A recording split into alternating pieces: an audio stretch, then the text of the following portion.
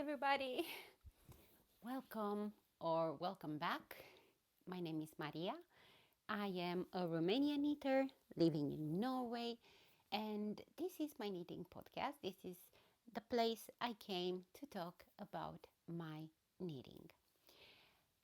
Warm welcome to everybody who is here for the first time. A lot of people um, join this channel, and it makes me very happy. I hope you will find inspiration in my knitting podcast. I need to check my microphone because, believe it or not, this is my second try filming this third episode. Today is Tuesday, March 25th, and I don't work today. And I thought it's a good moment to come and talk a little bit more about what I have been knitting, what are my current projects, and so on. So, welcome or welcome back again. You can find me on Instagram as a Romanian knitter in Norway. You can find me on Ravelry, it will be linked below. And I have a Ko-fi. If somebody decides that I can support the channel, I'm dreaming to buy a camera, but to make more content, and especially in the winter. But of course, I am saving. But if you decide to help the channel, please just to be something symbolic, like $1, €1. I don't feel comfortable asking people for money. And I have some very generous people who donated already for the channel, and thank you so much. And please, if you decided to make it another time, just don't spend a lot of money on me. Just don't. I I know how important it is for everybody, and I know how difficult times we're living, all of us. That being said, let's jump right into the knitting content. I have a finished object today for you, and I have 3 projects, even 4, but I don't know if I will talk about all of them. I will talk about the most active projects I have on my needles. You might recognize this. This is my finished object. This is the sweater number 20 about from my favorite knitwear designs. I will put it on the screen because I just have a problem with her name. I still believe she changed the name, and I want to say the old name. Anyway, um, I'm so happy I finished this. I will try to stand up, but I will also insert a picture or maybe a B-roll so you can see, because I don't think my phone will focalize. So this is a classic top-down construction.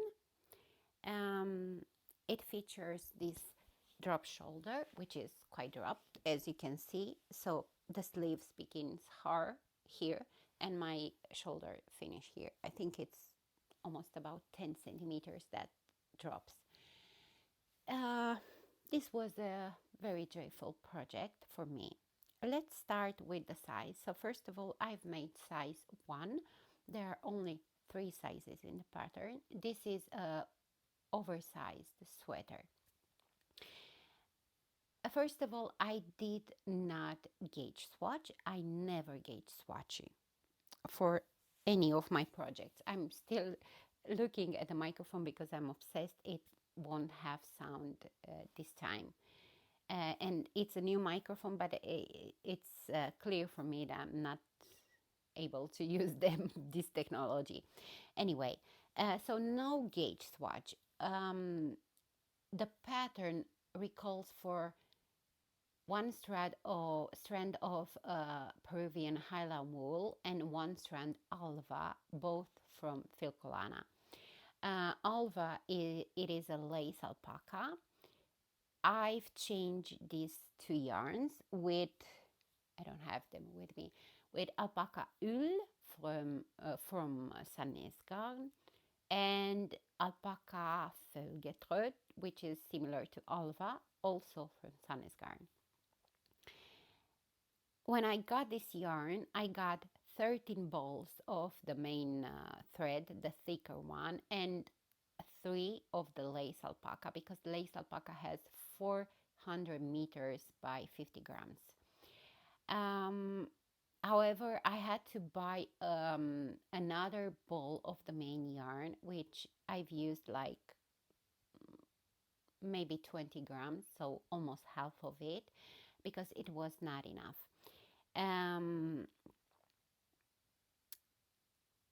So top-down construction, you start at the back with a smaller number of stitches, and gradually, actually not gradually, you increase on every row.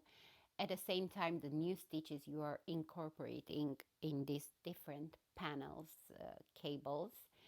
The cables are easy. You make cables over 2 stitches, over 4 stitches, over 8 stitches, and over 12 stitches. So I would say it's beginner friendly as long as you know how to knit, purl, decrease, increase. I cannot say I've done proper modifications to the pattern, apart of the fact that I added length to the body, like I think almost 6 centimeters in total. As you can see, and I knew this, so this has a V-neck, so it tends to rise here and go on my back. And that's why I decided to add a little bit of length, just to, when it's rising and I'm not pulling down the front, this won't show my belly, you know. So that's that. And then it says when you work the collar, it says after you work the decreases, increases, and you reach the length you need, it says to pick up stitches and to bind off together with the stitches you have at the worked neckline. I didn't do that. I trust my sewing process at this part, and I just bind off in pattern, so 2x2 ribbing, and then I sew the neckline inside, and it works every time for me. But if somebody is more familiar with the method of picking up stitches and then bind off together with the stitches for the neckline, that's perfectly fine. I'm not comfortable with that method. I can do it, but I don't like it. In the previous episode, I was working on the body, and I remember I've said that I might modify the sleeves. However, when I reached this part, first of all, I searched the number of stitches I need to pick up, and I was happy with the amount of stitches, and I've said maybe I won't change nothing. I was just afraid that my sleeve will be too wide, and in the case of this sweater, I did not want a very wide sleeve, with volume. So I followed the pattern exactly. However, when I reached the cuff, I went down. I wanted to went down to 4mm needles for the cuff. So you work the sweater with 5.5mm, but for the hem, neckline, and cuffs, you go down to 4.5. However, for the sleeves, I wanted to go down to 4. And for some reason, I couldn't find my 4mm short circular needles, and I have a lot of pairs. And I grabbed my 3.75, and it worked. I like that. As you can see, the cuff is not wider than the sleeve, and I love that. Now, for the size 1, you should have a finished bust circumference after blocking of 116 centimeters. I have 118 because I aggressively block this when wet. I wanted the cables to flatten and to open. So I have 118 centimeters. I think for a pattern that I didn't even try to gauge swatch, that's very good. And I'm sure I could have had the same bust circumference. If this is not an example of you don't necessarily need to gauge swatch, then I don't know what it is. With the risk of repeating myself again and again, I don't believe in gauge swatching. And the new beginner knitters, they shouldn't get stuck in the gauge swatching. Uh, you can have the perfect gauge swatch in the gauge swatch, but once you are knitting the garment, everything is changing. And I've said this before, especially with this construction, you can have a gauge when you're doing the back and the fronts, and then your gauge will change when doing in the round, and then your gauge, it will change when working the sleeves. Even the gauge between fronts and back can be different. Why? Because at the back you have the double number of stitches, which means the fabric it's more heavy, it's pulling, and it change your gauge. So guys, please trust me. You don't need to stress about the gauge swatch. Check the yarn that the pattern recommends and try to replace the yarn with something similar, and it will work. It will work. Even if you will have 1, 2 plus or minus centimeters, you will still be fine, because those minus that you have now and you maybe wanted them to be there, you will gain them with wearing the garment, because the garment will grow with wearing. That's that. I've made tubular bind off. First of all, I had to work one row where I had to change the sequence of the stitches, because the cuff is made, and also the body hem is made in 2x2 ribbing, and the pattern recommends the Italian bind off, but I like more my method. And if you are curious about it, you can go and check Petite Knit's Instagram page.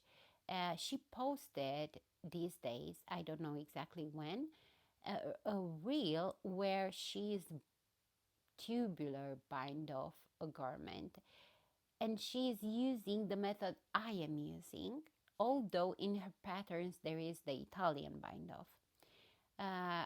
It's a 3 steps bind off over 3 stitches. So you work 3 steps over 3 stitches, and it's absolutely wonderful.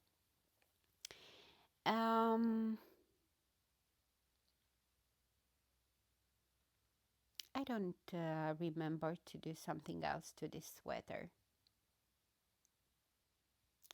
It's heavy, I have to say. It has like 800 grams of yarn. It's not 1 kilogram, but it's close. But it's funny that you feel the you feel the heaviness of the sweater, but not in an uncomfortable way. Don't know how to explain this, but it's you just feel you have a sweater on, but it's not uncomfortable. Yes, I like the color. I think I don't know. I think dark blue suits me. You know, I'm always having a problem choosing colors, and I always feel insecure if this is my color, if this resonates with me and my body and the way I look and my skin and so on. But I think it suits me. I'm willing to have a break from this dark blue. This is my second garment, not in the same shade. This is more blue. The other one I've made it more, yeah, it's different. It's more not indigo, but almost, yeah. I'm happy, and what makes me even more happy is that tomorrow I will meet my knitting friend Sinie, and I will wear this because part of this yarn I got it with a Christmas card gift I had from her. So it will be very nice for her to see her Christmas present for me as me wearing it. So this sweater has very good memories. So I'm very happy I finished this. I am another thing for the neckline. I've made the wide version. There is a more narrowed version, which means that you decrease more stitches. Somehow I wish I could have done that because I'm wearing nothing under this and I have to check if it's not going to down. But I think I'm safe enough. Yes, it was a very interesting pattern. Easy, I would say. Interesting. It was a normal pattern. I get bored in halfway through the body because I was willing to finish it. I had this on my needle since the new year, so this was my last cast on project from the last year, 2024. And since I have a lot of projects on my needles and all of them are so engaging and so wonderful, in my opinion, I wanted to finish with this. I still have, I think, two or three whips from the last year that slowly I am starting to work more and more. Yes, my bust, by the way, it's 106 centimeters if somebody is asking. So I have more than enough positives. 12 centimeters, I think they're perfect for me. This is how I like in between 6 and 12 centimeters of positives. I can deal with this amount, but 20 or 20 or something, not for me and my body. Yes, I think that's all I had to say about this sweater. I still don't have my black jeans. I just have some black trousers that, yeah, I am wearing them. Okay, I will answer now to one of the questions I received on my last podcast, and that was about my knitting style. Um, I am knitting in what it is called um,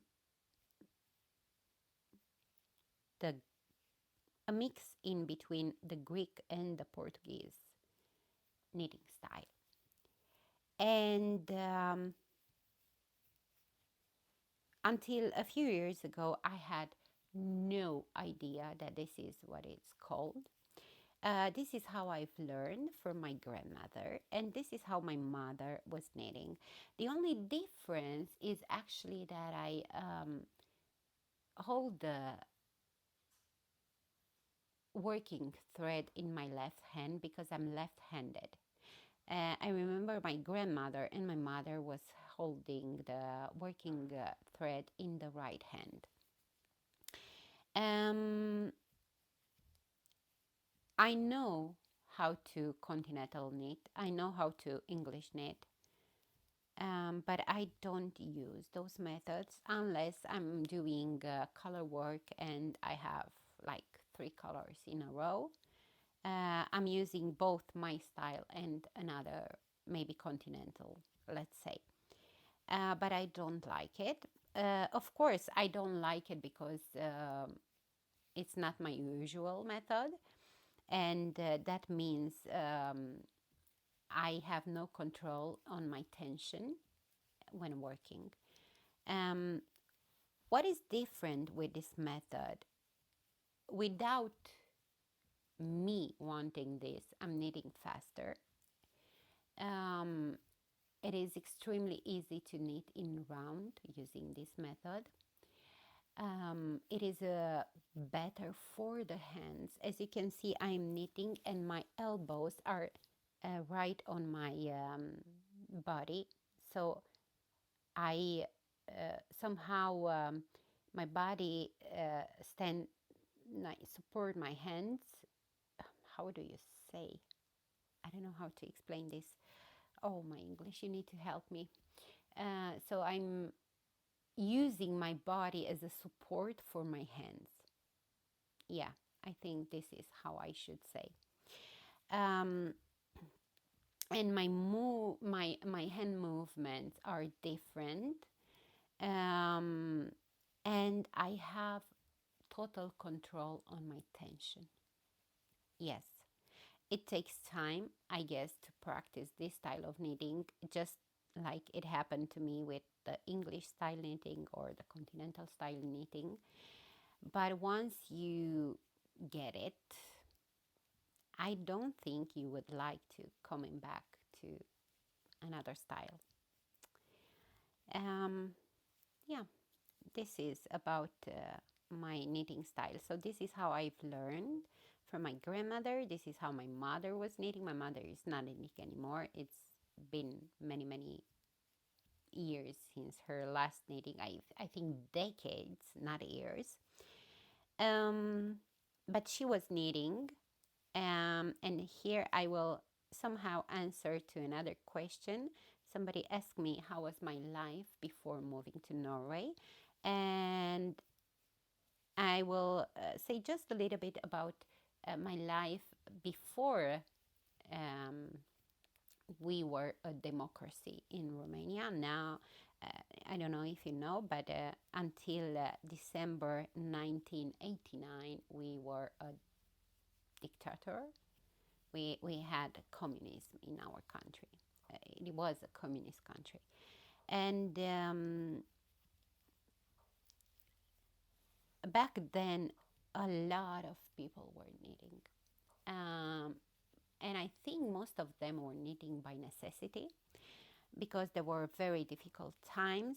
We couldn't have access to many things from clothes or food, or I mean, they were, but not enough, and many times not what we needed. And about the food, everything was you were not allowed to buy whatever you wanted or however you or how much you wanted. It we had like some cards and portions. Bread, meat, everything was portioned. So yeah, depending on how many members your family had, you were not allowed, for example, to go and buy 2 breads because you wanted 2 breads that day. No. If your portion was 1.5 or 1.25 or half of bread, well, that was what you needed to buy and nothing else. Not what you needed, what you were allowed to buy. Um, so, as I've said, in a communism, a lot of people were knitting. My grandmother was one of them, and she was knitting for other people. And the people were giving her wool from the ships, and she was preparing the wool herself. She was washing and hand spinning the wool.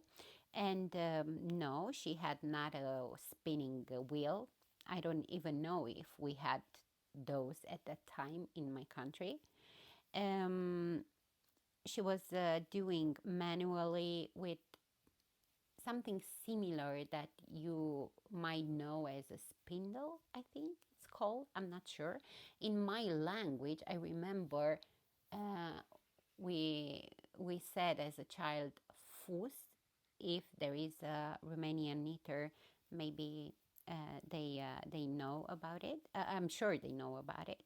So everything was done manually. Sometimes she was even hand dye the wool because at the request of the people, but there was just barely, I don't know, very dark blue or black or maybe brown. Um, yeah, and she was knitting mostly sweaters and mittens and socks and vest with or without buttons. This is what people were requesting. And of course, a lot of people were knitting for children because, yeah, we being in communism means that were meaning that no. Oh, my English is not good today. So in the communism, we couldn't buy just uh, the food or clothes with portion, the electricity, we only had like 1 or 2 hours a day electricity, so we were using lamps and candles. I remember making my homeworks at the lamp.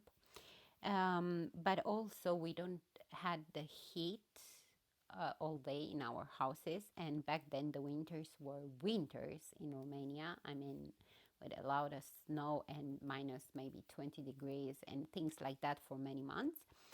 And so we don't have heating working. And most of the time we didn't had warm water, and no, we didn't had all these things that you can find now that they can boil the water in few seconds and use it to take a shower. No, no, no, there was nothing like that.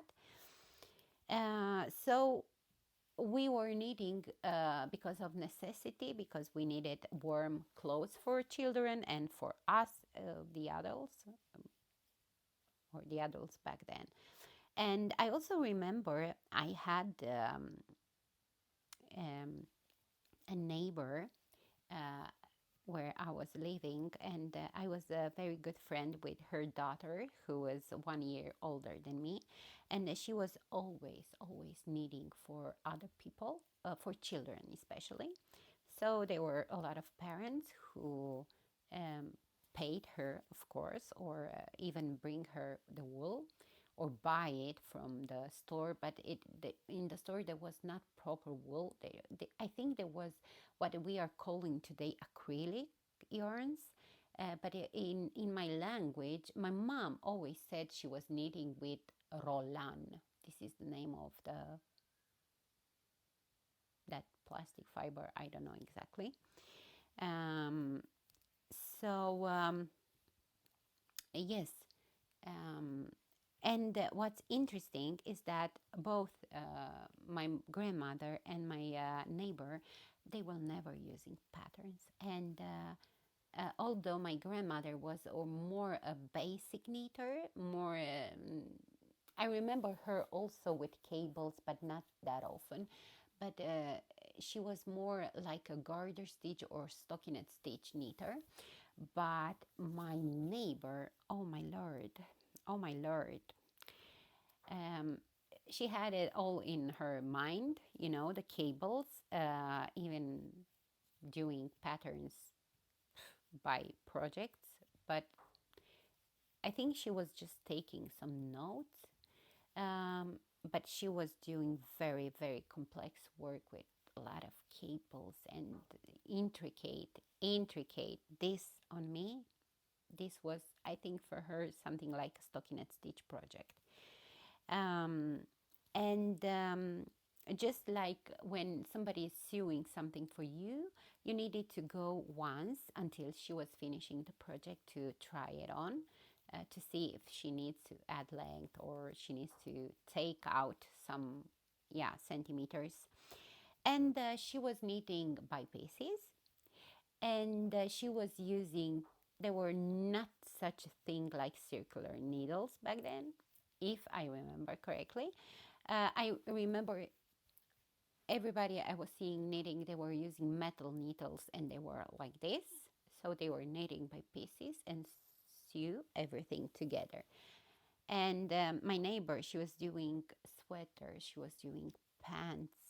I mean, not stockinette pants for children, cable patterns. Just crazy. Yes, and dresses and hats and socks and everything you need for a child, and blankets. Oh my lord. Yes. Um, so this is one of the memories I have. Now, before I'm answering another question, I will talk about one of the active projects I have on my needles, and you are actually seeing me now working on it. Actually, I'm also increasing, but I hope to not make mistakes. I trust my skills of speaking and knitting at the same time. Um, so I've started a new project that is so engaging, like most of the projects. I've started the milk stout, stout, stout. I will put it on the screen. Cardigan. This is a pattern by Baby Cocktails, or more known as Thea Coleman. I have a couple of patterns that I will love to make from her. I think she's a very gifted designer. She's a designer with experience. Um, and this is the first pattern I am knitting from her. So this is a bottom-up cardigan that it features both ribbing, one by one ribbing, and cables. So the front has each one a cable panel, and the back also, and the sides and the sleeves or the cardigan are made in one by one ribbing. And the pattern says to start with the sleeves, and that's exactly what I have done. So here it is. I'm working at my first sleeve. I'm actually one, two, three.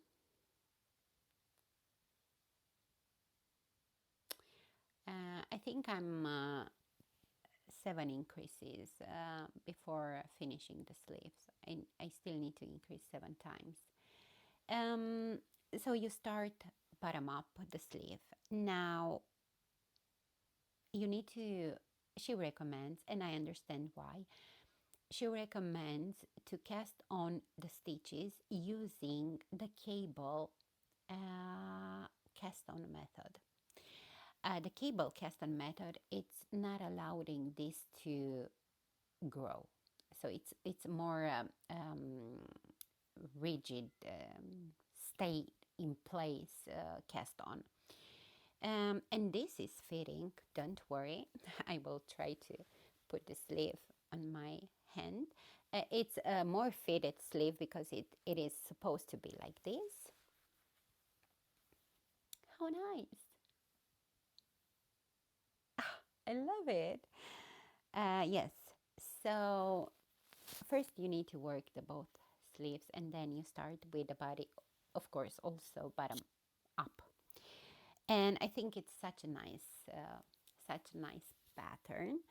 And I'm doing size 6, and size 6, it should give me 108 centimeters circumference bust. I'm not using the yarn that she recommends in the pattern. I don't have access at that yarn. It is a yarn spun, I don't know where, I think in USA. And it's very interesting because it comes in like 50 and something grams. But I took advantage of a new store that has opened in Bergen in one shopping center, and they are carrying mostly Sunny's garden. And they had for the first opening day, actually the only opening day, um, they had a 20% off discount. So I took advantage and I got 10 skins, 10 balls of pear gynt in this beautiful beige color, creamy beige, I would say. And this is the color 2511. It does not have a name, only numbers. And then I got from the local store where I have 50% off of any type of yarn I'm buying.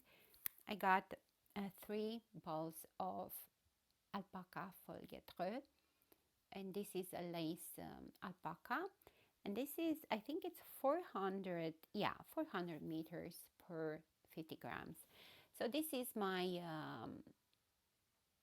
um, way to go yarn when a pattern recommends one strand of yarn together with one strand of mohair.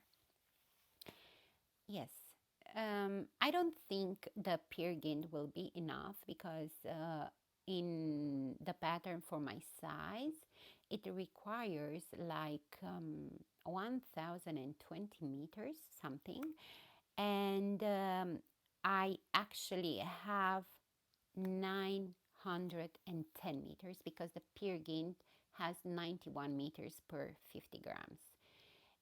So my guess is that my is a little bit thicker, but doesn't matter. Um, so I might need to buy maybe 1 ball of yarn extra, but that's okay. That's something I can reach easily here. And so I'm doing size 6. It's interesting that until my size or the size before me, I think there are only like 4 centimeters differences in the bust circumference in between sizes. And after my size, there is like only 2 centimeters difference.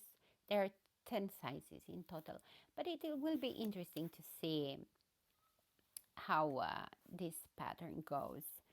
Um, now, um, the cardigan features garter stitch bottom band that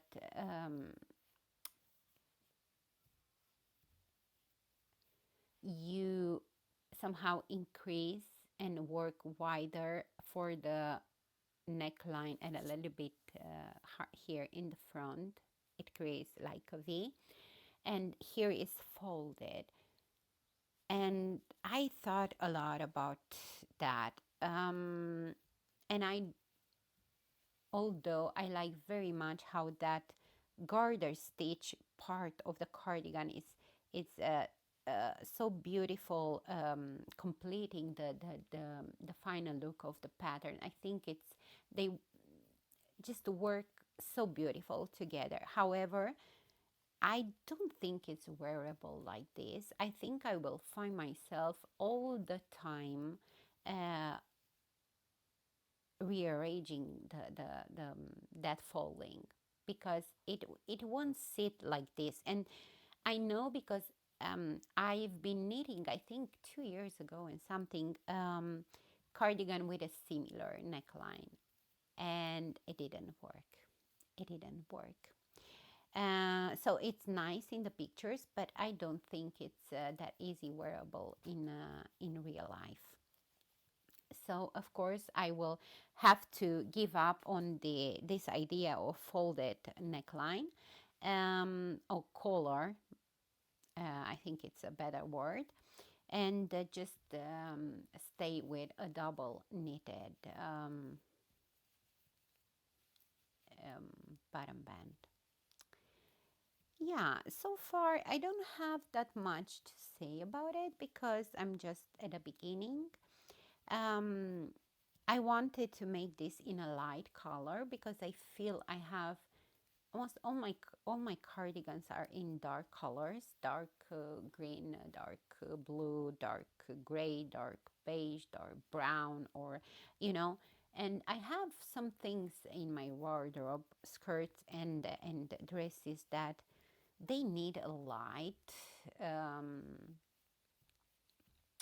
um, color, on top.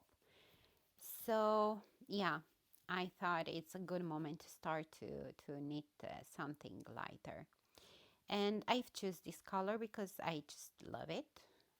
And I was counting the rows. And I know I've said before I'm not a fan of pear gynt. I do love thin pear gynt, but I thought, it's wool.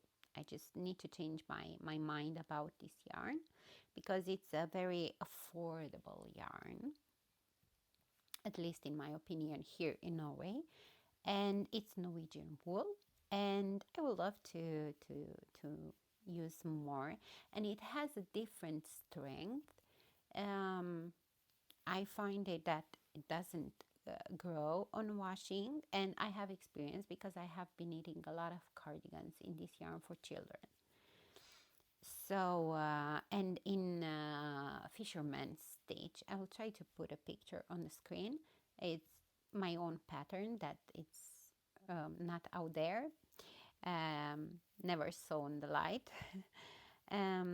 So yeah, it behaves, and a fisherman stitch, it is a very it is a texture that tends to grow, with washing and wearing, of course. So I thought to give it a try, and I have to say that I love these two yarns together. I like the result, and so far I enjoy so much knitting in one by one ribbing because all of my projects are cable projects, are yeah, it requires a different focus from me, and it's just nice and funny at the same time that I am considering the one by one ribbing a mindless knitting, isn't it? Yes. And yeah, I hope to um, finish the sleeves soon, so then I can begin with the body.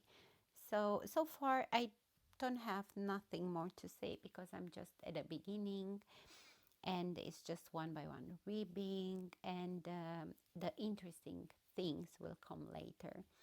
And what I got me what I liked about this pattern, I find it very interesting and different as a look. The way the one by one ribbing is combining with the cables, and the cables are different. There is a more intricate, like Celtic cable, you know.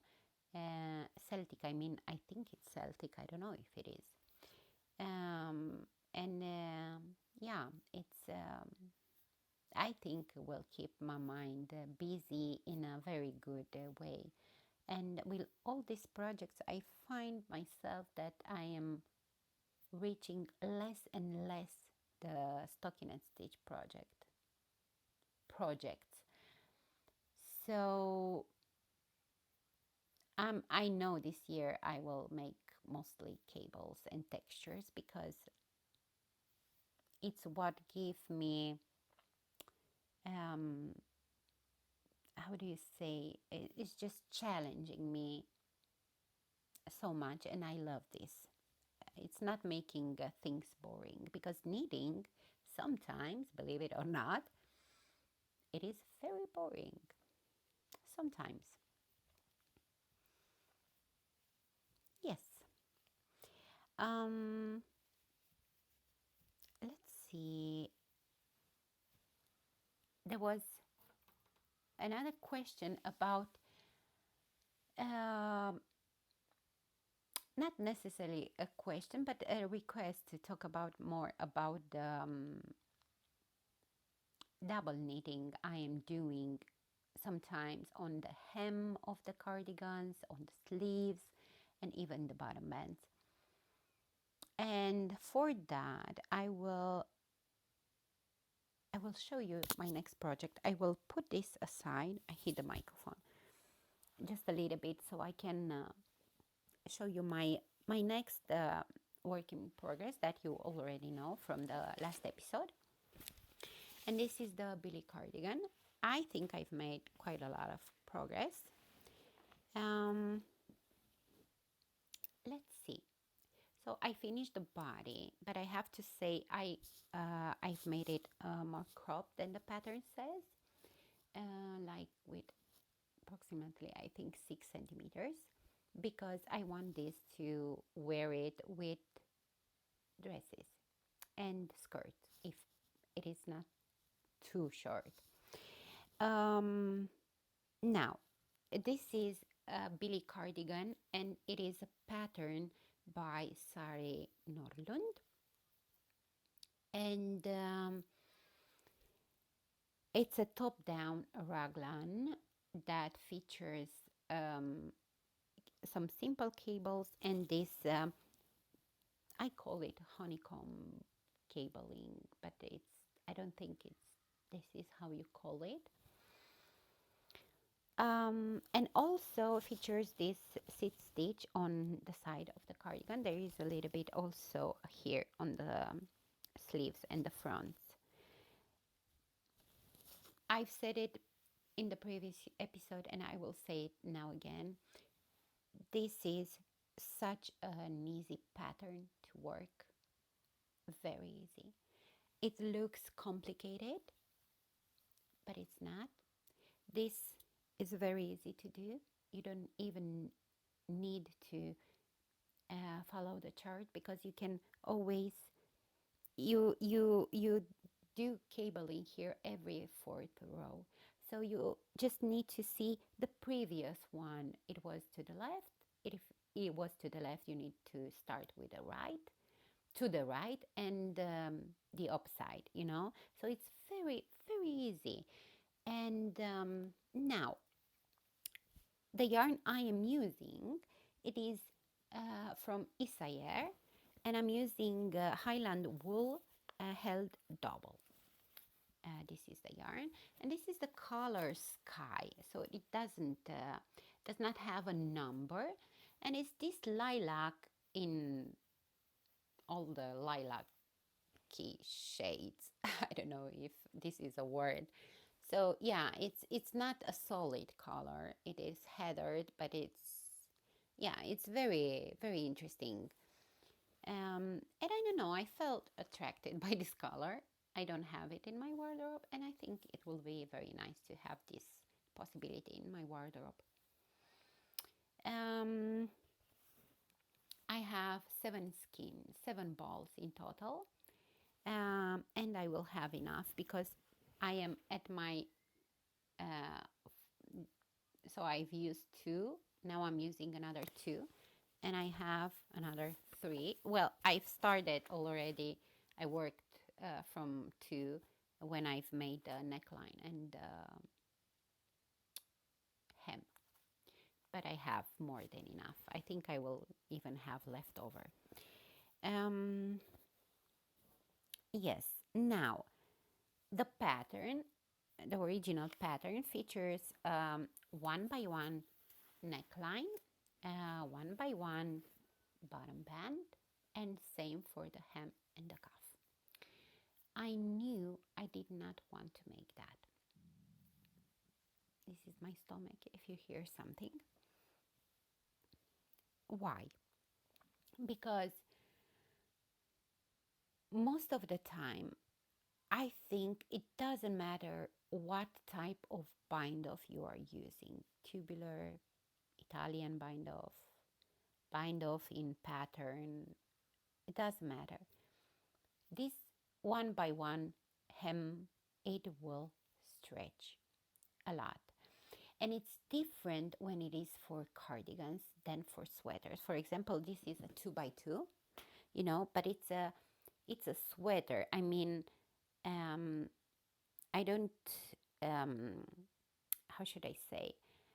I use this when I dress up the sweater, but other than that, it just stays there. But with cardigans, you have buttons and you need to button up all the time, or open or close, or, you know, and as I've said, it doesn't matter how you are finishing the one by one ribbing texture. It will grow because it's just the nature of these two stitches together. Just like the garter stitch, just like the brush stitch in some cases, just like the seed stitch in some cases. This is how these two together, pearl and knit combined, will behave. So for that, I'm doing a double knitting hem. When working the hem, I always need to double the number of stitches. So I actually need multiples of 2 plus one extra stitch. Why one extra stitch? Because I like to begin the row with a knit one and to end the row with a knit one. It gives me this edge very clear when picking up stitches for the bottom bands. It works for me. Um, so how I am doing this, usually I'm knitting one stitch, and then until the end of row, I am knitting front and back in every stitch. This is how I increase. And usually I like to do this on the front side because it gives a very nice line. You cannot see it here. Maybe I remember to take a video. That is different. On the back side, it's more like you have a purl row, but on the front, it gives a very interesting visual thing. Of course, I'm sure it's not a problem if you increase on the back, on the wrong side row. So yeah, it's just me having some obsessions. Uh, Another thing, when you are knitting a hem in double knitting, you cannot use the tubular bind off because you have the double number of stitches. Of course you can bind off, but everything will be wider and it will open because there are more stitches than the body has in the body of the garment. So I'm doing either bind off one followed by bind off two together and then repeat. So one stitch at a time and then two stitches at the same time and then repeat. Or I'm binding off two stitches at a time together, the whole row. And I'm using, even if my sequence is a knit and a purl, I'm doing the bind off by knitting through the back loop the stitches, only in knitting, I don't bind off in purl in this case, and it works for me. Now, as you can see from here, you can see that the hem, it is more outside than the rest of the body. But if I do like this, when I will wash this and block, it will be just fine. I thought about to finish the first sleeve and to block this to see if the body reach the width of the width of the hem. But I think I will be fine. I will see. I never blocked them before finishing them, but I might do this. For the neckline, I picked up the number stitches, a stitch for every stitch from when I cast on and started the project. Now, in the sari pattern, It says that the neckline might look very wide, but once you pick up the stitches, it will shrink. It does, but seeing the pictures on the pattern, it doesn't enough for me. And of course, when it doesn't, I change to double knitting neckline because it's what I like. But what I do different on the neckline, I still make increases, but not I'm not doubling the number of stitches. For example, here um, I increased one stitch out of three. So I work the first two stitches as a single stitch, both of them, and then I increased in the third one by knitting the stitch back and forth, and then again two single stitches, increasing the third. That gave me, I think, like extra 50 stitches, which was very good. Now I've tried this on and I like how the neckline is sitting, and considering that I still need to make the bottom bands, that means that I will add at least 2-3 centimeters, and it will fit me, it will sit even better. um, yeah, so far I'm happy with the modifications. And again, I'm making size 3. I did not gauge swatch, and I trust my process. And even if this will turn out with negative ease or zero positive ease, I will be still happy because I know at least 1-2 centimeters this will grow with wearing. So all I need to do is to wear this garment a couple of times and it will grow. I know, I know this. Yes. Yeah, this is, as I've said, it's a very easy project. So now I only have left to do the sleeves and the bottom bands. Now, in terms of the sleeves, I know and I agree with many other knitters that Sari Nordlund, in general, or many of her patterns, the sleeves are faded. And I don't find this as a bad thing. I don't find this is a mistake in the pattern. I find it that it's just how the pattern is built, is um, how she thinks the pattern. And in this case, for the people that need or like more wider sleeves, you can work, you can size up the sleeve. You know, I'm doing size 3. I can work the sleeves for the size 4. Or you can add just a little bit of maybe more stitches at the underarm, but not that many, because you will have a wider sleeve, but then you will have also a wider body, and maybe you don't want that. So, but anyway, there are methods of fixing this, which I repeat, it's not a problem. It's just how she designed the garment. Many times the designer are designing the garment after their body, you know. So if the first size she made, it's for her body, and then she graded the pattern, of course she made what she likes to wear. I'm thinking, I don't know, maybe it's wrong to my thought is wrong, but I'm sure most of them they do like this, because and think about it, it's normal. She cannot design, and I will go back to something I've said in the previous episode, and I will repeat myself again. I know there is a lot of discussion about size inclusivity.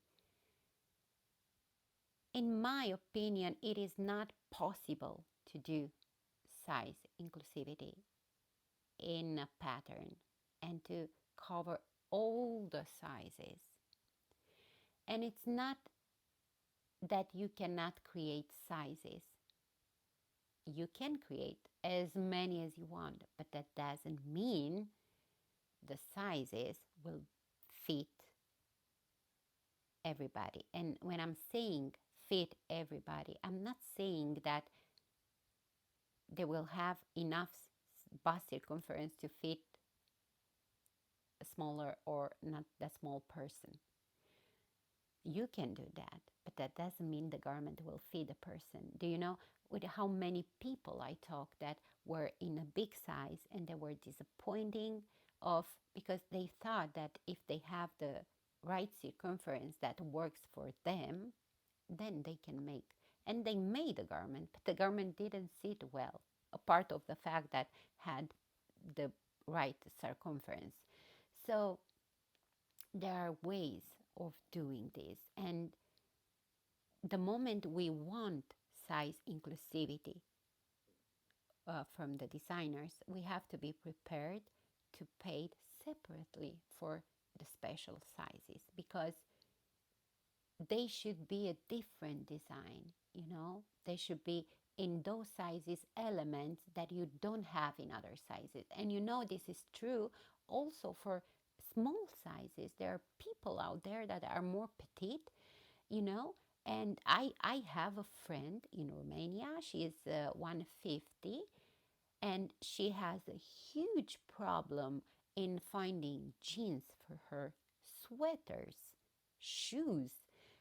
About sweaters, for many many years she got sweaters from children section, you know, because she couldn't find clothes on for her body, petite body. So when you say and you some people get upset, people think that if we talk about size inclusivity we talk especially about the plus sizes. No guys, there is a huge problem for the small sizes also, you know. So instead of getting upset of what we don't share as an opinion, we can be polite and accept that we have different opinions, and that's okay. And there is ways to to adapt a garment for your own body.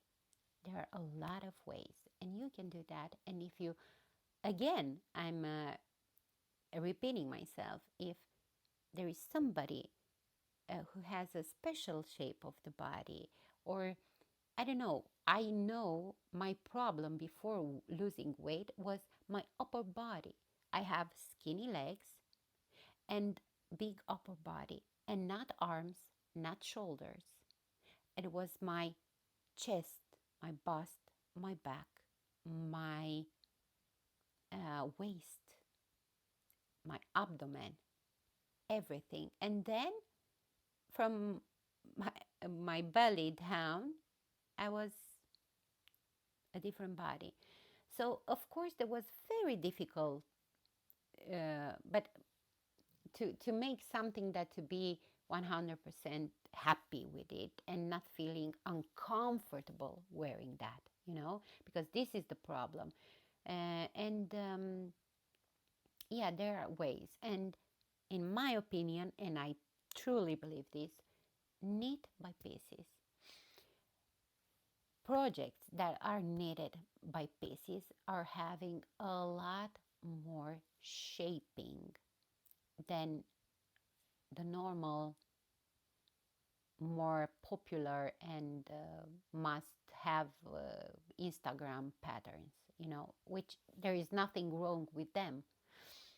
But if you have to, if you need and want to learn how to adapt these patterns that are not having so much shaping to your body, you need to start to knit by pieces because there you will learn so much about what works for you and what you need to modify to work for you. So please, if there is somebody here watching and saying, oh, again, yeah, she is talking about that, she's not believing size inclusivity when everybody should, no, I don't believe, because the patterns we have out there, even if they have 12 sizes, they are not size inclusive, you know? And again, having a bust circumference that works for 150 centimeters bust circumference, that doesn't mean that garment will sit nice on that person, you know? So instead of knitting something that will make you unhappy wearing that and will lower the trust you have in you and your body, don't do it. Take another pattern. There are a lot of designers from the old school. There are books that showing how to make the garment. And one more thing, please let me know how many sizes were having the patterns 30 years ago, 40 years ago, 50 years ago. There were size inclusive patterns? No. They were a canvas and you work around that canvas however you want. And that's it. I'm sorry for doing this all over again, me trying to explain myself. So once again, I'm not saying I own the truth in this very difficult subject, but it's take it like a possibility, you know, take it like a possibility. And I understand that maybe there will be people that they won't watch this because of what I'm saying. I'm sorry, but I'm not gonna lie. That's that. Yes, coming back to this pattern, I think that's it for the moment. I'm very curious to see how this will block. Yeah, I hope it will work. One thing I could change, and I might do this before making the bottom end. For the hem, I bind off by, so I bind off one stitch and then two together at once and then repeat. For the neckline, I bind off two stitches at the same time. And I might unravel the bind off and do it again by binding off two stitches at the same time.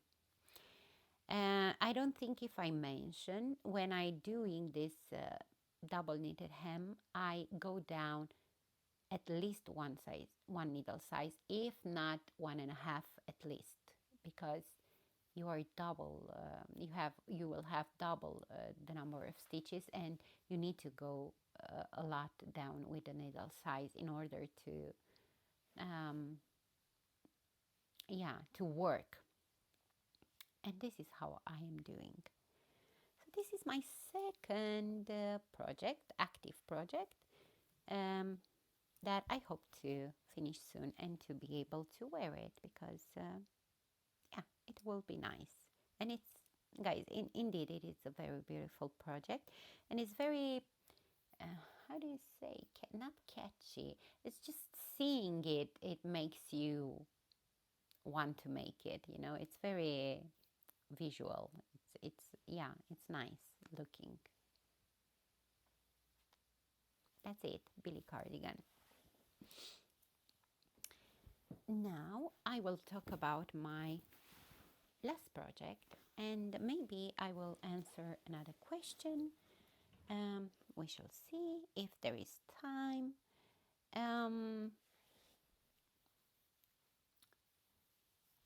I showed you last time that I was having as a work in progress on my needles. I was having the November jacket by Petit Knit, which I've decided to unravel because it was not making me feel comfortable wearing it because of my back problem. Although I really, really wanted that jacket. It would have been so wonderful to have it in the spring. It didn't happen. So I decided to unravel the project. And I've decided to cast on Dagmar pullover by Petit Knit. I like very much the look of that pullover, and I wanted to have it in my wardrobe. It took me a little bit to decide because on one hand I did not want to cast on the Dagmar in brown. I would have loved a little bit lighter color, but I've said, you know what, I can do another one at some point in a different color. So I did it. I unraveled my project, and yesterday morning actually I've started, and I am just 4 centimeters before finishing the back. And if Billie cardigan that I've showed you before, it is a very engaging project and much easier than you think about it. Well, let me tell you that this is more easy, more engaging. One of the reasons I've decided to cast on this is because it features the same honeycomb cable like Billie pullover, and this is already memorized in my mind, and it's very easy to make it.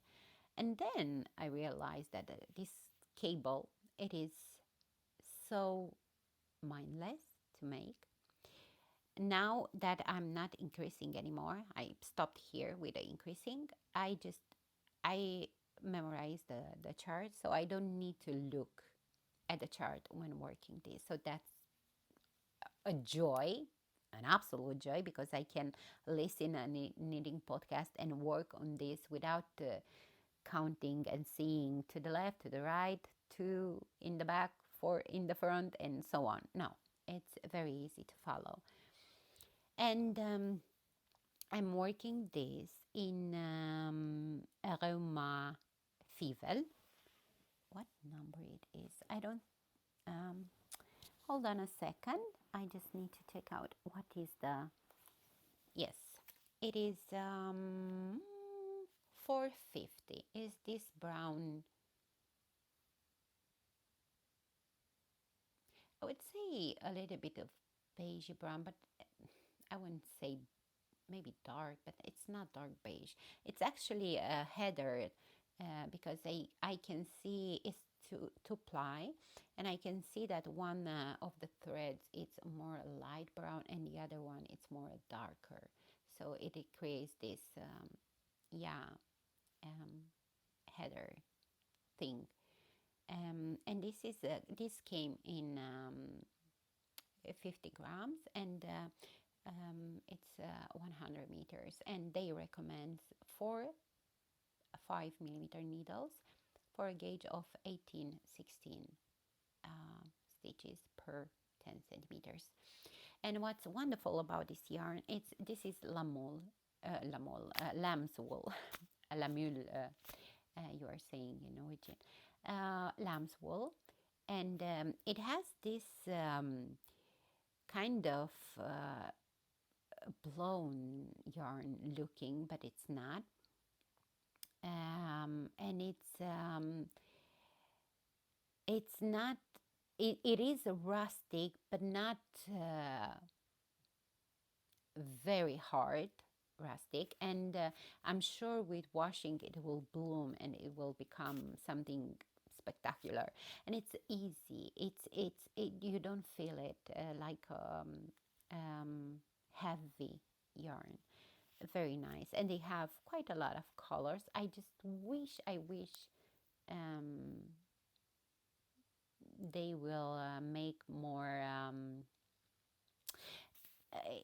I find with Roma they have many colors, but some of them are quite bright, you know, and I would love them to make more muted tones, but who knows, maybe they will.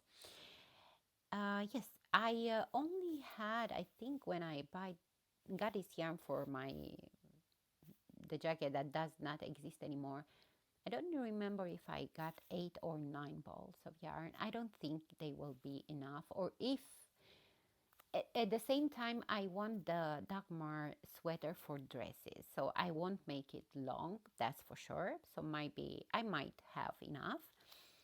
And I won't make the turtleneck, so I will make a folded neckline, normal one by one ribbing.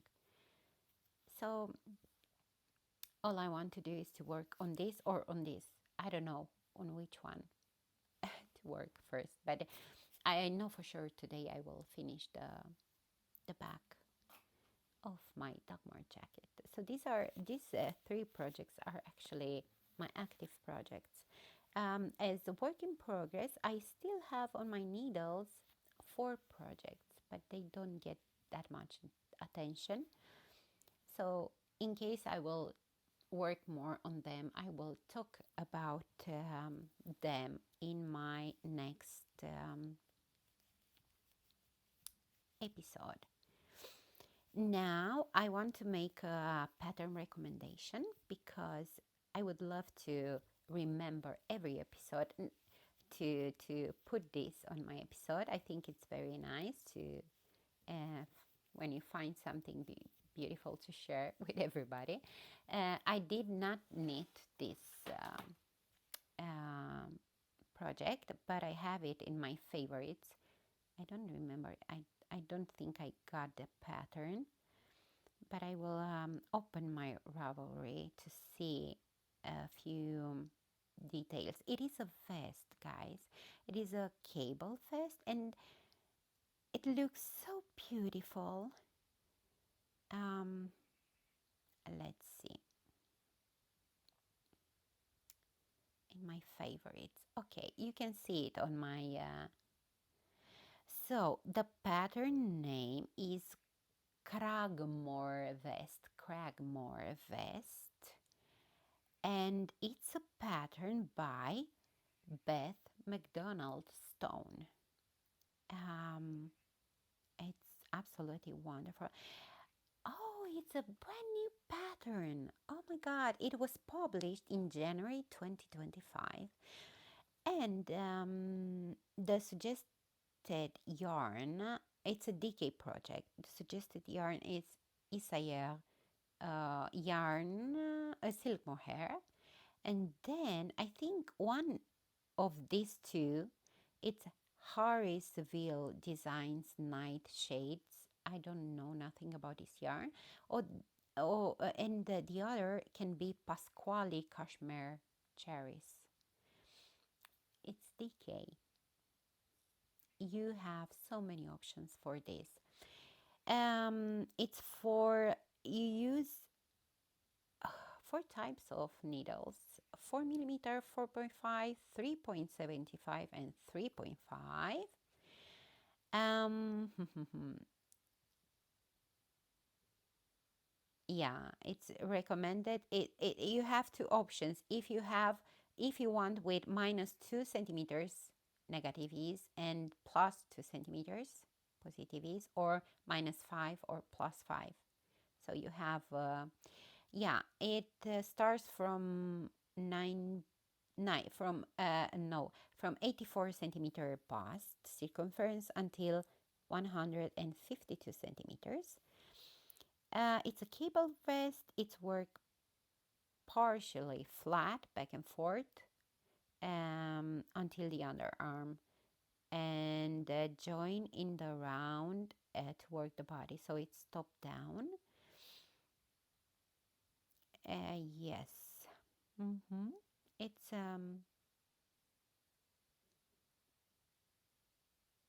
yeah, it's wonderful. Okay, so I see now. So you can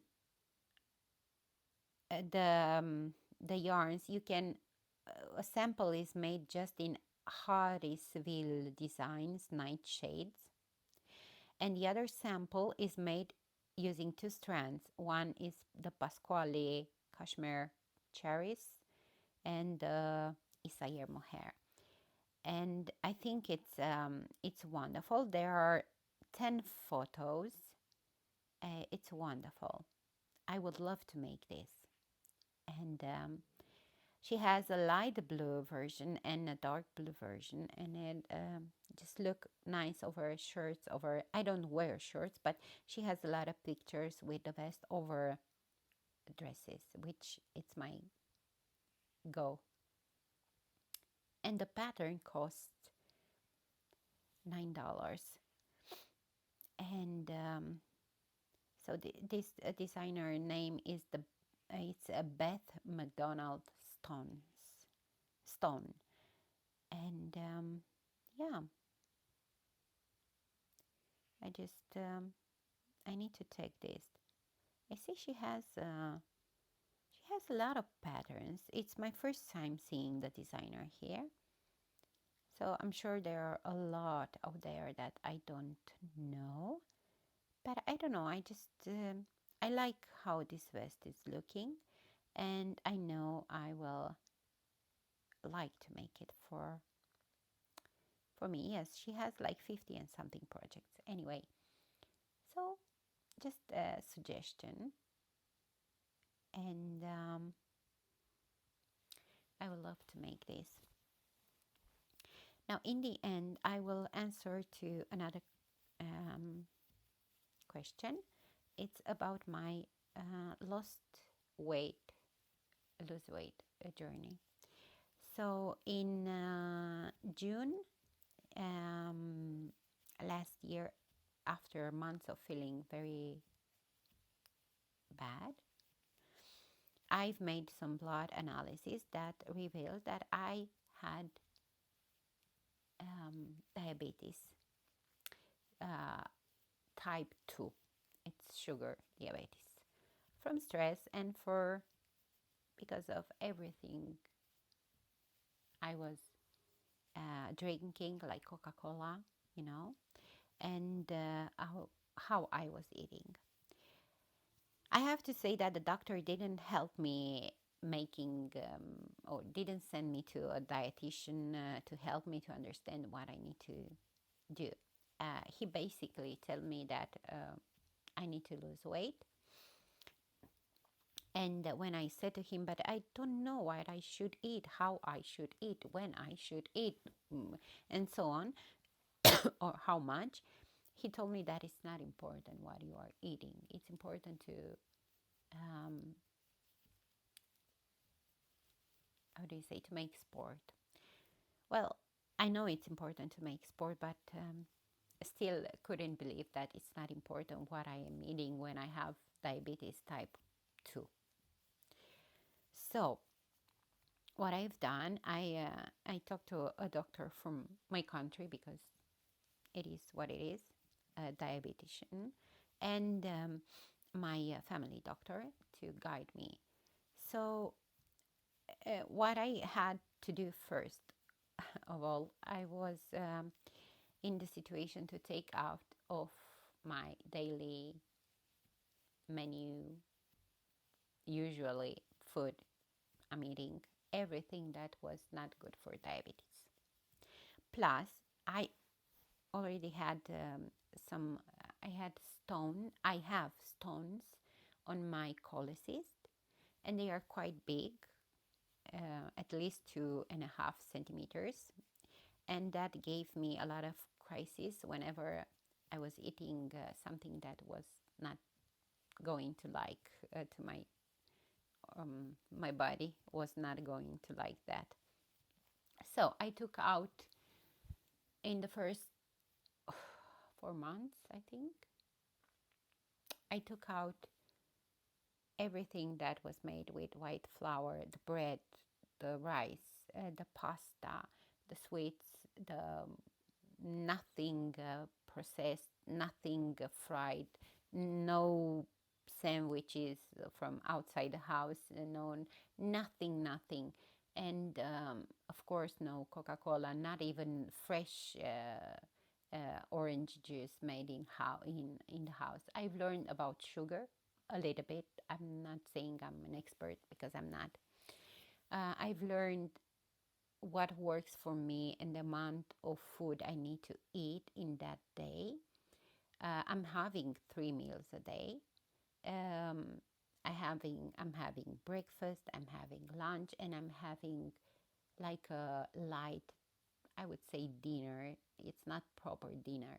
And what works for me and worked for me was to not eat in the dark, and to have a break in between my last meal and the first meal of the day at least 12 hours, if not 14. 14 is the best for me. Um, you have to understand that before, when I went to the doctor, is because I had a very bad crisis, and I was already having problems with throwing. I was not vomiting every day, but one of 2 days I was vomiting what I was eating. And last time, it was in the night, I had a crisis, and I didn't eat that much that day because I was feeling very bad, and I threw up blood. Yes, I know it's not nice to hear this, but it was very scary because I thought of everything else but diabetes now. I thought I have something very bad in my body that I'm, but it was very violent because the next day I couldn't even speak. My throat was hurt, and my heart here, my chest. And since I changed the way I eat and how much I eat and when I eat and how much pause I have in between meals, I had I hadn't thrown up, not even once. And my migraine has reduced. I still have once a month, it's I have a migraine, but some months I notice that are not that intense as they were before, when I had to sit in bed at least 2 days. I couldn't walk, I couldn't talk, I couldn't eat, so it was very, very bad. And after I lost weight immediately, not unhealthy, because I was losing in the first month. I think I've lost like 3 kilograms, and then three, and then I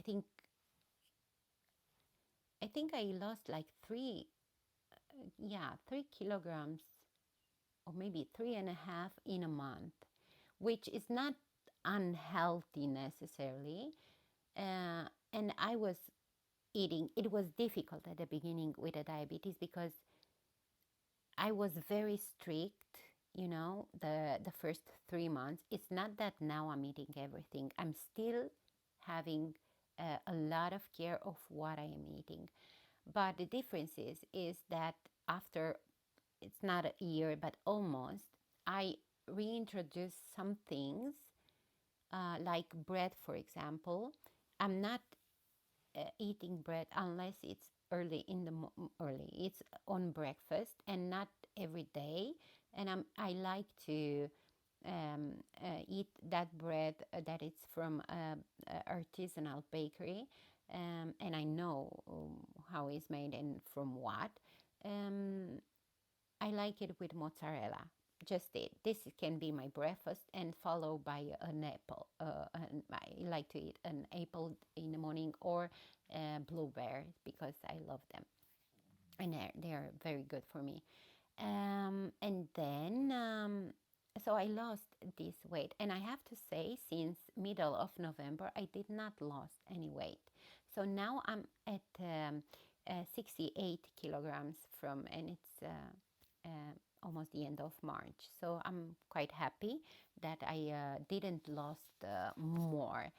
Um, I have to say that it was almost uh, actually not almost, the number of kilograms I lost, it's reflected also in the same number of centimeters I've lost. Excuse me, I need to check my camera. I don't know if this is recording. Yes, it is. So yeah, of course it was unbelievable how I felt so stupid after that, because I always complain how much I struggle to lose weight. You cannot lose weight if you don't give up on Coca-Cola. You cannot lose weight if you don't give up on other things. And it was very hard. The first month I was crying because I was eating almost no salt. So it was, as I've said, it was I was very strict. But then I've learned what worked for me, the amount I can eat. Yeah, oh, potatoes. I don't eat potatoes unless I'm making mashed potatoes. But I can maybe once a month or twice a month, I can put in my plate 1 or 2 spoons of mashed potatoes. Um, so I've learned to substitute some of the things. For example, I reintroduced the rice in my menu, but again, I'm eating maybe 1-2 times a month. But it's brown rice, and it's the good one, or as much as possible good. Quinoa, I'm eating. So I substitute the bread with quinoa, for example, and yeah, no frying. I took out a lot of foods I don't eat anymore. For example, pasta. I don't eat pasta, although I have some pasta that I could use in not in just, I don't know, 50 grams maybe, just but I don't like to abuse of them, because I'm always I'm not scared, because now I have control, and I got used with my new lifestyle.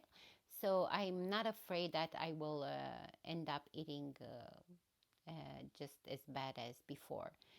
It's just that if I can restrain, why not? If one day I will feel I would like so much to eat a little bit of that, I do.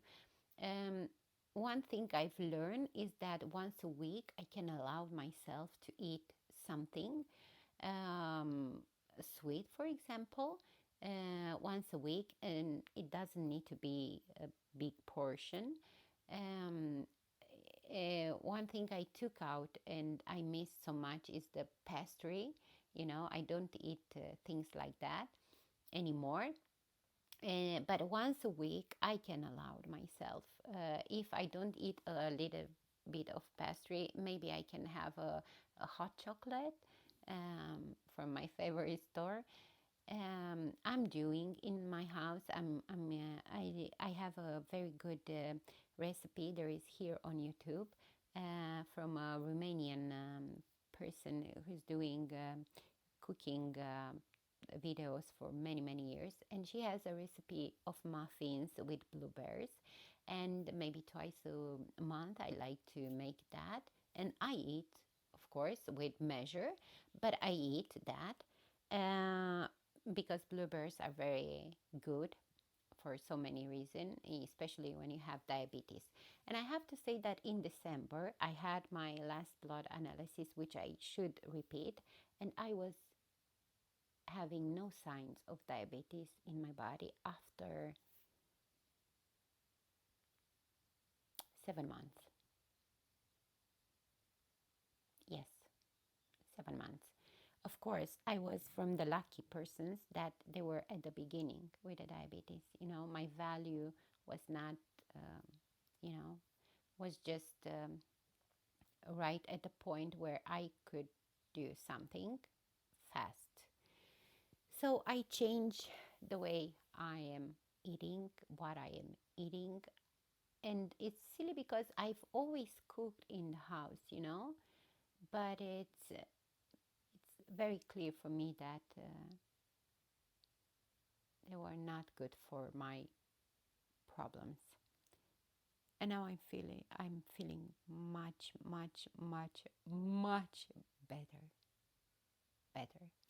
And I feel so relieved. I lost that weight. Of course, it was a huge change even for me. Sometimes I don't realize I lost that much weight, almost 20 kilograms.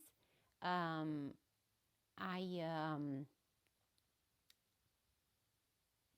then I see myself in the pictures, and I ask my husband, do I look so bad? Because people are amazed, especially the people that they don't know me when I was even more thin than I am now, when I was before my son was born, and many years before of that, when normally I never had more than 60 kilograms. So I could say now I have like 8 kilograms more than I was having like 20 and something years ago. And of course, I give birth to a child. My body has changed. Now I have a different age. So it's normal that 68 kilograms are looking different on me now than they were looking 20 years before, for example. But that's okay. I can live with that. I don't mind. I feel good about it. And I'm very happy that I stopped losing weight, from the middle of October or beginning of November. I don't remember exactly. This is a bad thing. I didn't wrote these things. It's just what I remember. And yeah, I didn't. I have the same weight. I check my weight 2 times a month. One at the middle of the month and one time at the end of the month. The good news is that my husband, it's not eating quite like I do, but a lot of how I am doing, and he lost weight. He's 190, but he was overweight also. So now he's on 106 kilograms, and he had 116, I think. No, 114 kilograms or something. And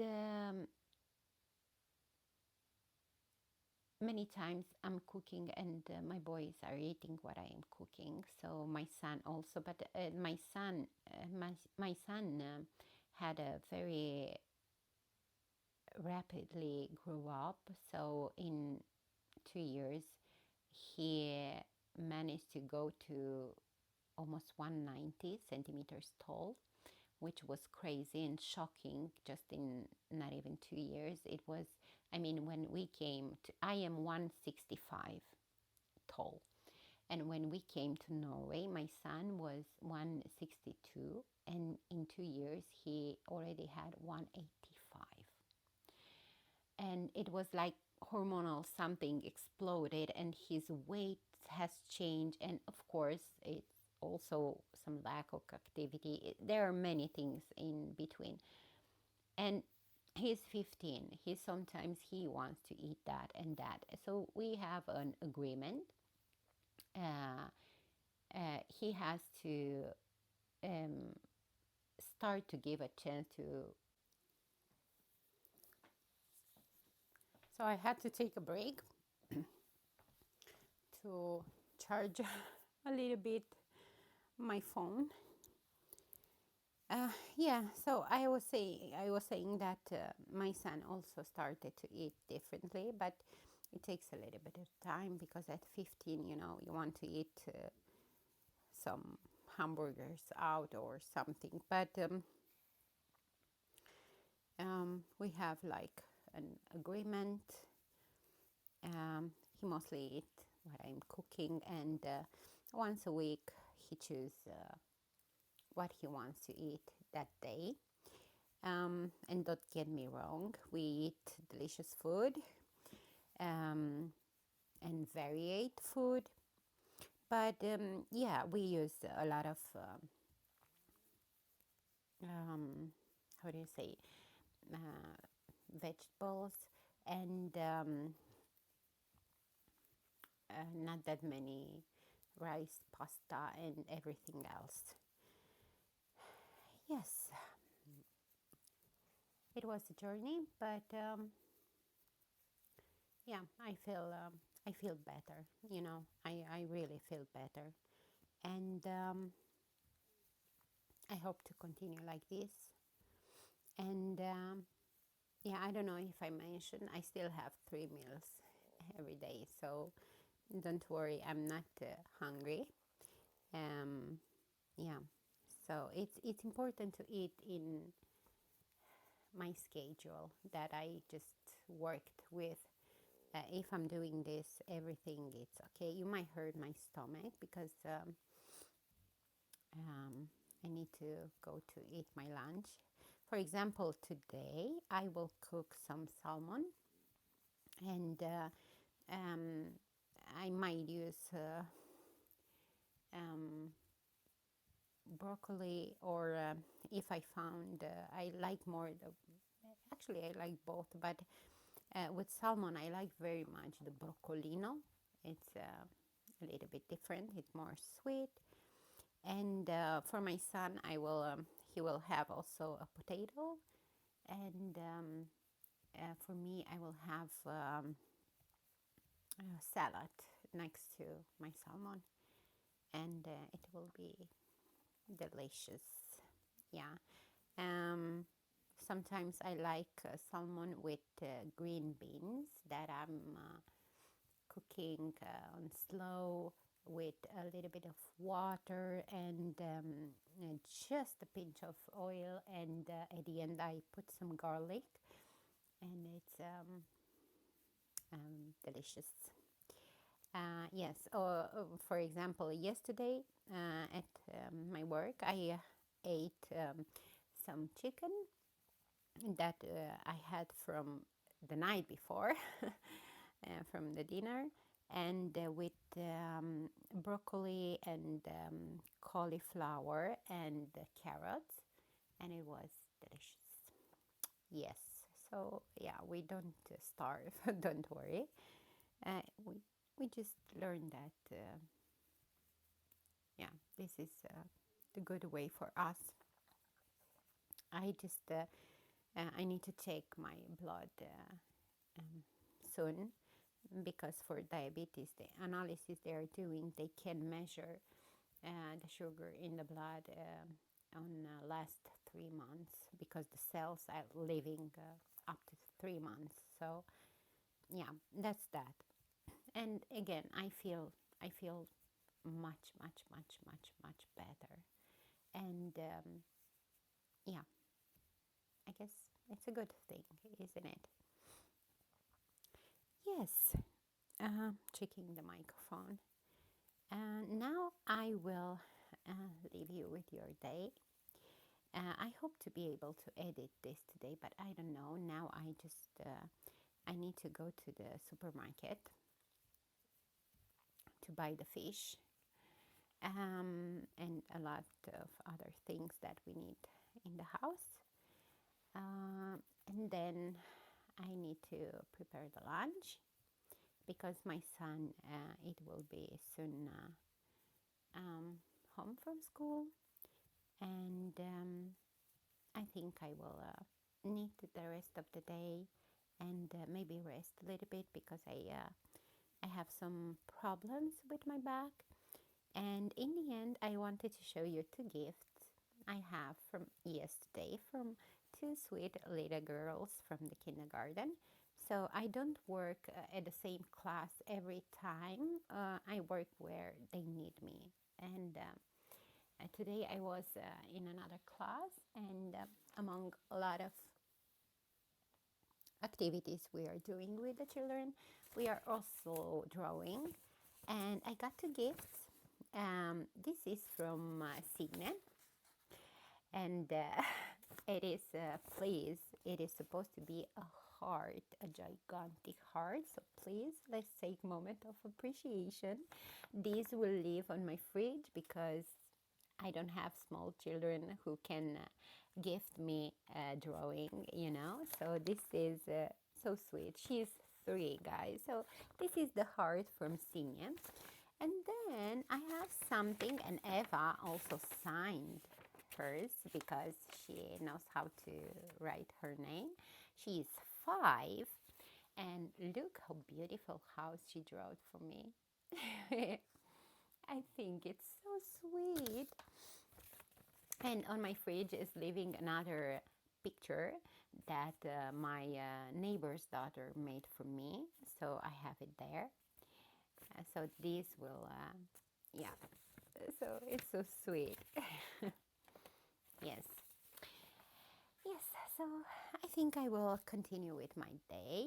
Thank you so much if you have stayed with me until the end. If not, thank you anyway. And if you decide to donate to my Ko-Fi, please remember that it just needs to be something symbolic. If you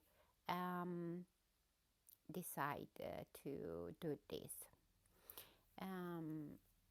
Other than that, I hope to reach you more often. Yeah, I hope you had a great time with me. And I hope you felt like we just have a friendly coffee together and we have meat together. And I will come back with a new episode in, I hope, 2 weeks.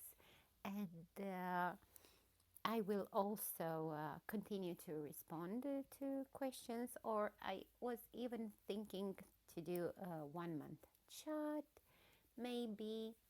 Who knows?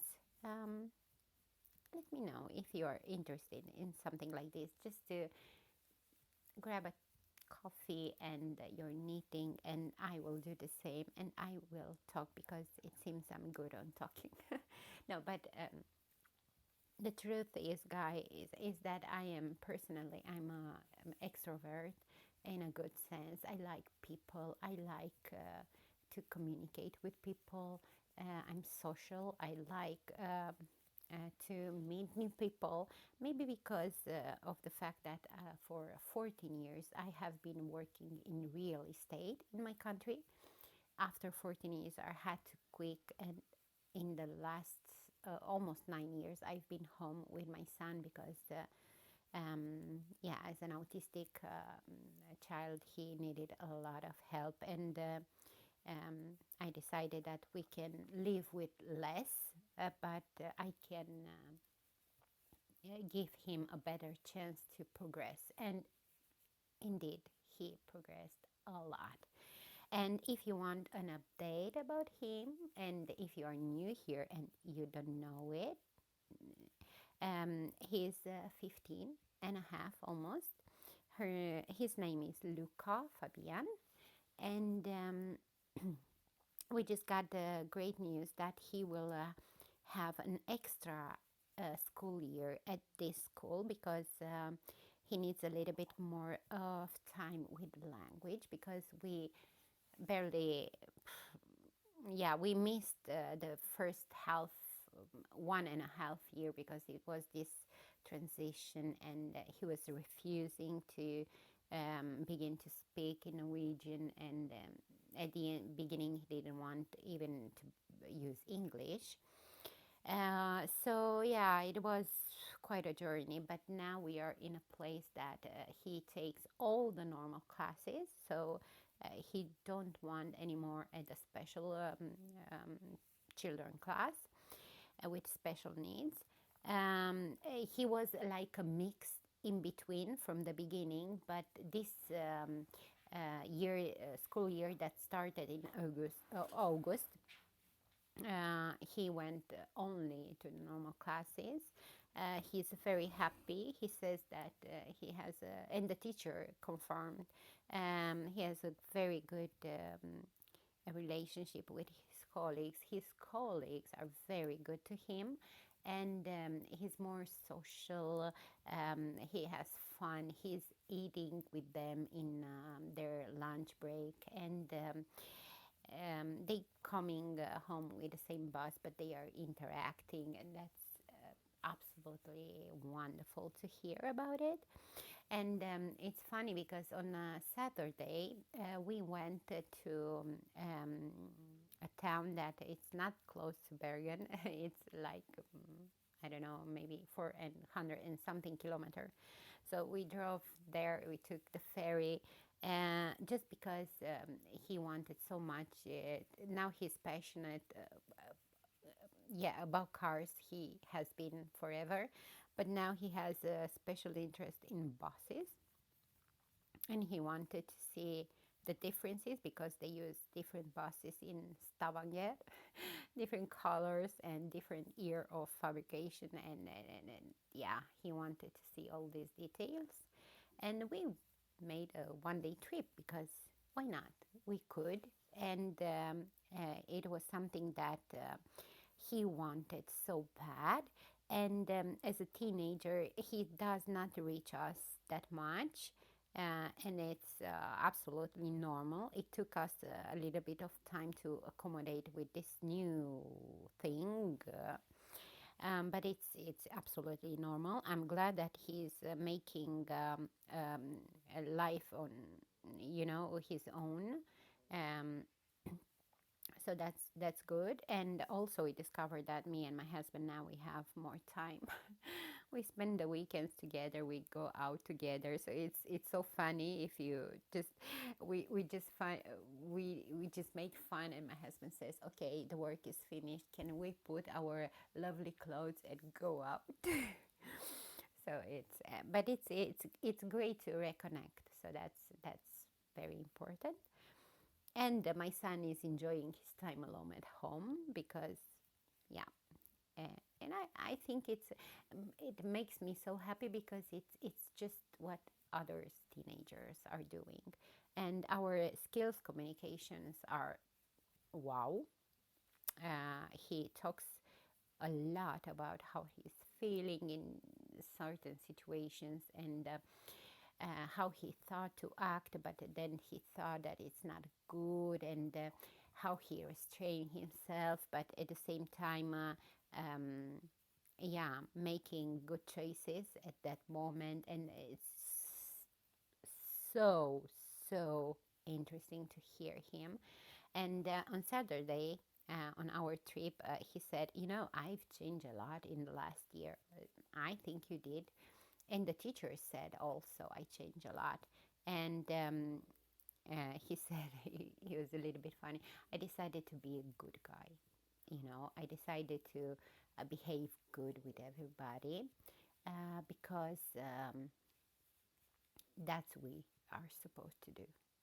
And I was like, wow, that's so good. That's so good.